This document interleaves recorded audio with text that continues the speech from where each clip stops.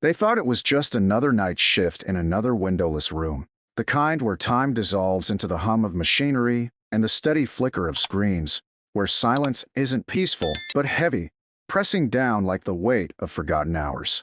She sat there alone, 27 years old, backlit by the glow of monitors filled with endless satellite feeds, her nameplate half hidden under a stack of ignored reports.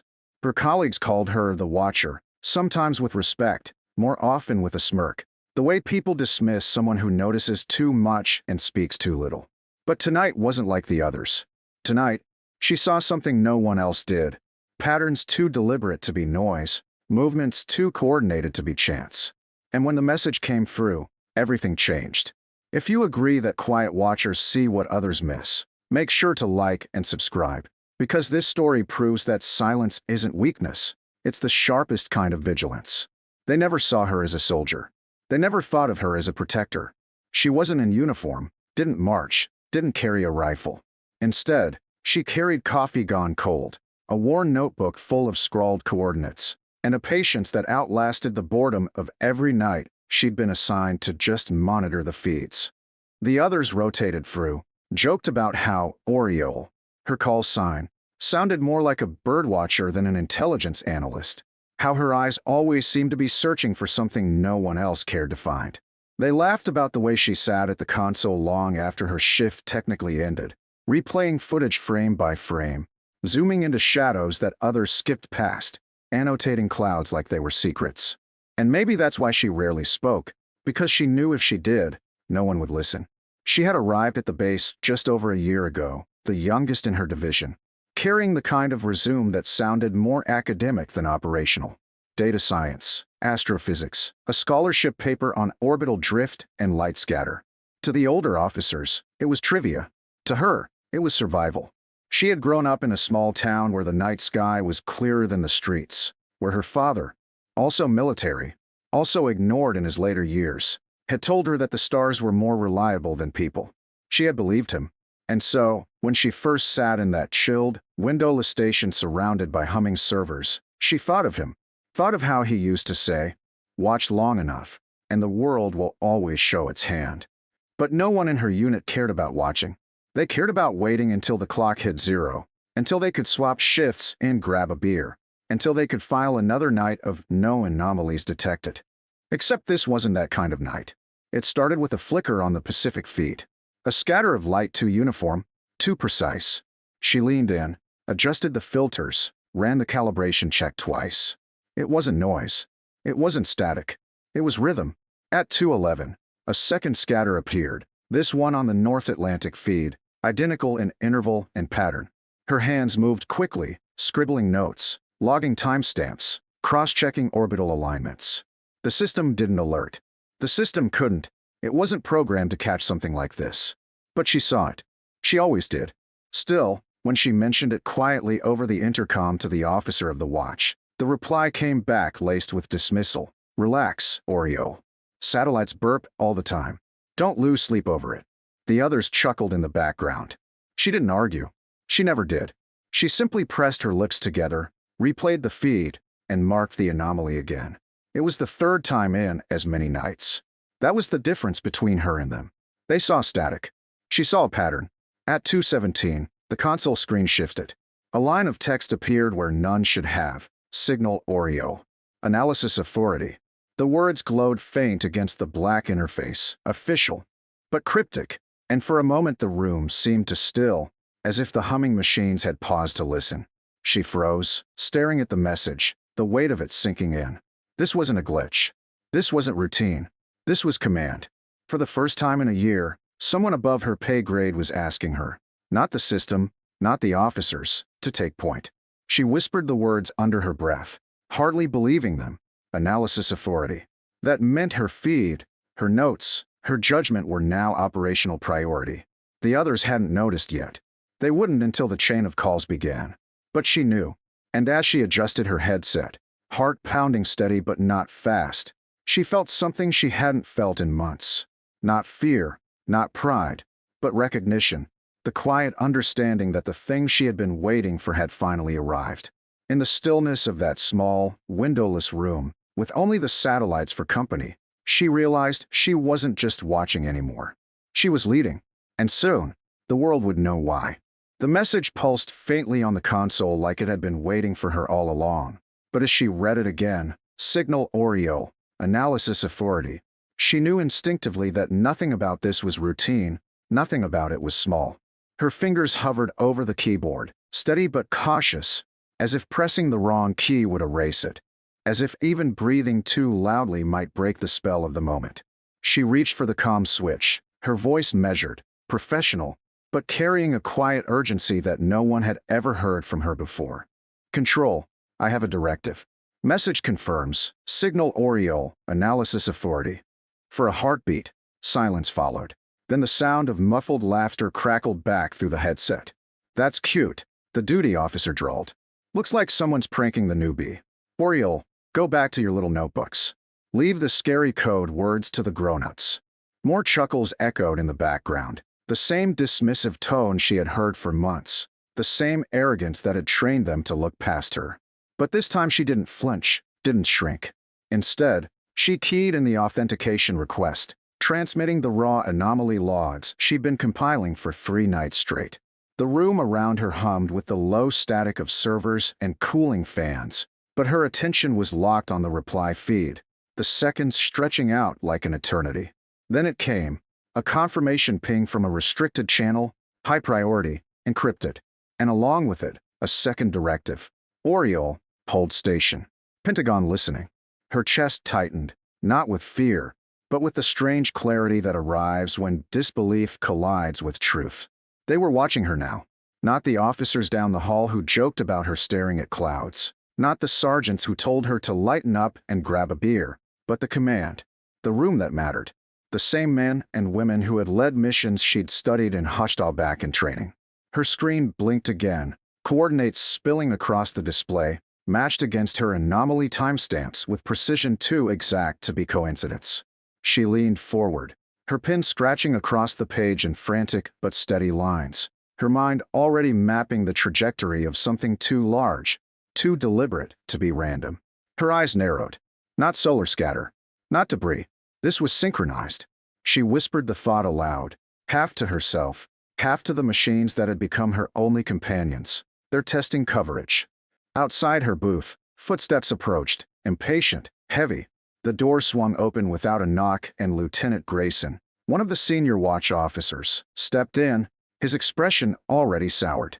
What the hell's going on in here? My phone's blowing up with encrypted pings linked to your console. You tripped something, Oriole. His voice dripped condescension, but there was a flicker of unease under it, the kind that comes when someone realizes control is slipping. She didn't look up. She simply slid her notebook across the desk, the last 3 nights of data marked with timestamps, arrows, and annotations in her precise hand. It's not noise, she said evenly. It's deliberate. He snorted, flipping through a few pages without reading, then tossed the notebook back like it was a prop. Every rookie thinks they've found the next Pearl Harbor. What you've got is pixels. But before he could step away, the console chirped again, this time loud, insistent, the kind of tone that cut through bravado like a blade.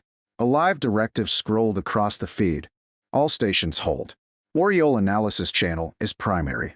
Repeat, Oriole is primary. The lieutenant froze. The laughter drained from his face as the words sank in. Slowly, he turned toward her, but now the room felt different. For the first time, the rank on his shoulder meant less than the title glowing on her screen. Primary. She didn't gloat. She didn't even smile. She just adjusted her headset and began to narrate, her voice steady, controlled, multiple synchronized flashes, intervals of 97 seconds, tracking across quadrants. Trajectories suggest low-orbit test formations. Probability of coordinated maneuver exceeds 90%. Her words filled the channel, crisp and certain, while men and women hundreds of miles away sat up straighter and leaned toward their screens. She could almost feel them listening, feel the weight of decision shifting in real time. In that moment, the years of being dismissed, the months of ignored reports, the nights of solitude, all of it fell away, replaced by the undeniable fact that the entire chain of command was now hanging on her judgment. Lieutenant Grayson cleared his throat, his arrogance cracking under the silence pressing in. You can't seriously expect me to. But he was cut off by the intercom, a voice sharper than steel, filtered through layers of secure comms. Lieutenant, stand down. Oriole, continue. The room went still. The lieutenant's jaw worked, but no words came. She kept talking, her pencil tracing arcs across the map, her eyes flicking between feeds as the formations danced across the sky with unnerving precision. They're probing blind spots, she concluded, her tone calm but decisive, testing for gaps. If they synchronize again within the next 90 minutes, it won't be random. It will be rehearsal. She didn't add what they were all thinking. That rehearsal was always the step before execution. She didn't need to. The silence in the channel spoke louder than panic. Then another message appeared on her console, this one carrying the highest clearance seal she had ever seen. Proceed, Oriole. You are analysis authority. The words glowed like a verdict, like a command, like a recognition that could never be taken back. And as she leaned closer to the screens, her heartbeat steady and her eyes sharper than ever, she realized she was no longer just a lonely analyst in a forgotten booth. She was the line between vigilance and blindness. And for the first time, the world wasn't laughing. It was listening. The room that once felt like a cage now pulsed with urgency. Officers who used to smirk at her notes now hovered behind her chair, eyes darting between the monitors as though they had never seen the sky until she showed it to them. The message still burned at the top of her screen. Oriole, you are analysis authority. And though her heart hammered, her voice was steady, measured, calm. The kind of calm that doesn't come from confidence, but from necessity, from knowing that if she faltered now, the weight of silence could bury more than her career. She traced the anomaly's arc with her pencil, lines crossing over one another until the picture became undeniable. Synchronized orbital maneuvers converging over key blind spots. Gaps the system never detected because it wasn't designed to see patterns outside the algorithm. She whispered what the room already feared. They're rehearsing. Behind her, Lieutenant Grayson swallowed hard, his earlier arrogance collapsing in the presence of reality. He opened his mouth to speak, but was cut off by the sudden crackle of the secure channel. A voice so sharp, so commanding, it froze every man in uniform within earshot. This is strategic command. Oriole, continue your assessment. All other personnel, silent channel. The order was absolute. Her, the youngest, the ignored, the one with the bird-like call sign, now commanding the attention of the Pentagon itself. She didn't pause. She leaned forward, adjusting feeds, cross-matching timestamps, pulling strings from silence until they formed a net of truth. Projected intersection in 27 minutes, she said evenly, her voice carrying the gravity of command. At this pace, their vectors overlap at coordinates delta 7. If they cross again, it won't be test, it will be message. The words echoed through the line, and though no one spoke, she could feel the shift, the awareness that history might pivot here, in this small cold room with its flickering lights and stacks of forgotten reports. Then, just as she predicted, the screens flashed again, synchronized, deliberate, precise. Her pencil froze mid-mark, her eyes narrowing. There it is. Third confirmation. The silence on the channel was absolute, broken only by the sudden entry of two men in crisp uniforms, stars gleaming on their shoulders, their presence a thunderclap in the claustrophobic space. They didn't acknowledge the lieutenant, didn't even glance at the senior watch officers. They stood behind her, watching the feeds as if they had always been hers alone. One of them, a general whose name she had only read in classified footnotes, leaned close enough for only her to hear, and said, low and certain, your lead now. She didn't nod, didn't falter. She simply kept speaking. If they're this coordinated at low orbit, the next escalation is geosync. That means they'll sit over our most vulnerable window and watch us watch nothing. She drew the final arc on her map, her hand steady even as the lieutenants trembled beside her. We have one chance to recalibrate, patch the blind spot, and show them we saw it. The general raised his hand, signaling to the silent officers around him. Orders rippled outward, quiet and absolute. But still her voice remained the anchor, the calm in the storm, the reason they moved at all. And in that moment, she realized she wasn't invisible anymore. She wasn't background noise. She wasn't the joke in the break room. She was Oriole, the analyst who saw what satellites couldn't, the one who refused to stop looking when everyone else had looked away. The final confirmation came 20 minutes later. Recalibration successful, breach deterred, silence restored. No alarms, no fireworks, just a line of text across her console. Acknowledged. Authority concluded. Well done, Oriole. The officers behind her exhaled as though the air had been held hostage in their lungs. And even Grayson lowered his gaze, words dying in his throat. But she didn't bask, didn't gloat, didn't even smile. She simply closed her notebook, set her pencil neatly across it, and whispered more to herself than to anyone else. Watch long enough, and the world always shows its hand.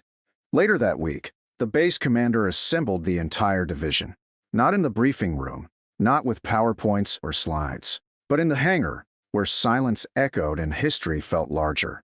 At the front stood the general, flanked by officers who now shifted uncomfortably, as if realizing their strikes weren't weight enough to shield them from the truth. Most of you, the general began, his voice sharp and deliberate, ignored her, mocked her, dismissed her as the quiet one in the corner. But when command called, it wasn't your names on the line. It was Oriole's. He gestured toward her where she stood, notebook in hand, her face unreadable but steady. She caught what the systems missed. She carried this base when arrogance would have left us blind. And when history writes this chapter, it won't be about noise. It will be about vigilance. The silence in the hangar deepened. Even the lieutenant who had once laughed about her, watching clouds, stood stiff, unable to meet her eyes. She didn't gloat, didn't even step forward when the general offered. She simply remained in place, notebook held like a shield, quiet as ever. Because for her, recognition wasn't the goal. The watching was. And so the story closed not with medals or salutes, but with the quiet knowledge that the girl they had dismissed as invisible had carried the weight of the sky on her shoulders and never asked for thanks. The general's last words echoed as the crowd dispersed, heavy with the kind of truth no one could ignore. Respect isn't given by rank or noise. It's earned by silence that refuses to look away.